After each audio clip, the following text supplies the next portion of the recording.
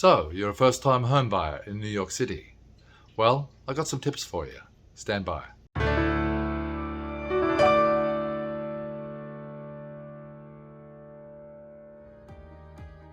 Welcome to PM New York. My name is Peter.mclean from Corcoran, and if you're new to the channel, please hit like and subscribe, ring that bell for future notifications, and if you love the video, please leave a comment below. Always love to hear from you. The moment has arrived and you've decided to put your days of renting in the past. No more cancelled rent checks, no more lectures from your parents about getting your act together, and no more watching your friends buy their own places as the real estate market advances without you.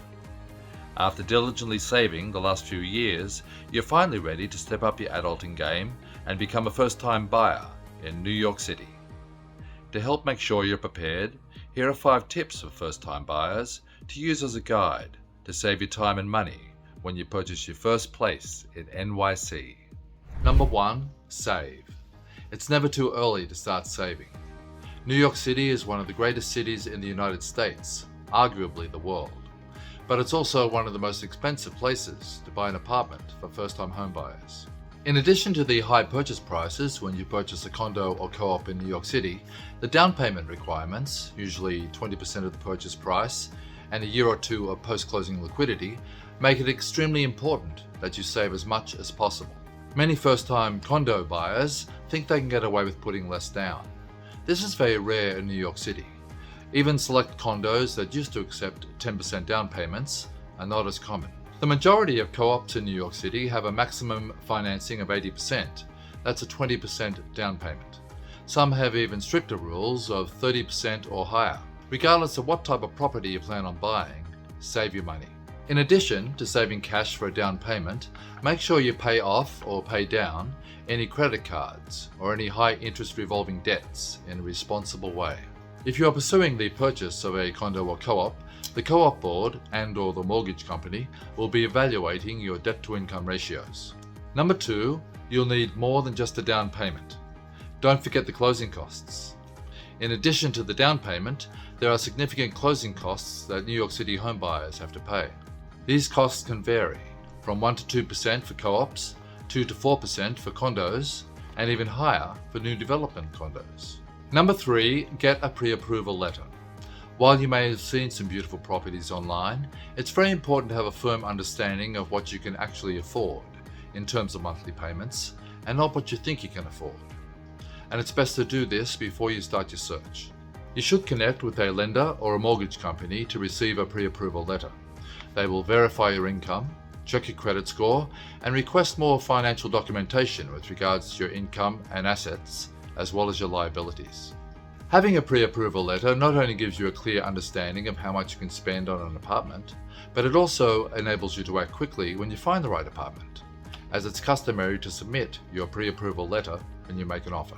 Number 4, be prepared for competition. With over 8.5 million people competing for a place to live in New York City, it shouldn't be surprising that it's just as competitive to buy an apartment in the city as it is to rent one. If you find the perfect co-op or condo in your budget, it's just as likely that it won't be there for too long, even in a slow buyer's market. Just as important as it is to act quickly when you find an apartment that you like, you have to be prepared to miss out on a few due to competition from other buyers, particularly all cash buyers. Number 5, get the advice of a buyer's agent. When choosing one of the largest investments of your life, particularly for a first home buyer, it's extremely valuable to receive expert advice from someone who has your best interest as a priority. A buyer's agent assists you with the search, explains the documents you need to compile, such as your mortgage pre-approval letter and a revenue financial statement, guides you through the negotiation process when making an offer, compiles your board package, and more. Plus, a buyer's agent is an advocate to your interests. If you deal directly with the seller's agent, you may want to be wary of dual agency. Don't forget that the seller's agent is a representative of the seller and may not be able to be 100% loyal to you. Purchasing an apartment for the first time in New York City can seem overwhelming, but if you're already doing your research and preparing for the process, then you're ahead of the game. The most important thing is that you ask questions and that you have a great local real estate agent at your side. If you would like any more information about any of the points we've talked about today, my details are in the description below. And that's it for another episode of PM New York. My name is Peter McLean from Corcoran, and if you haven't already liked and subscribed, do so now. Ring that bell for future notifications, and if you love the video, please leave a comment below. Always love to hear from you.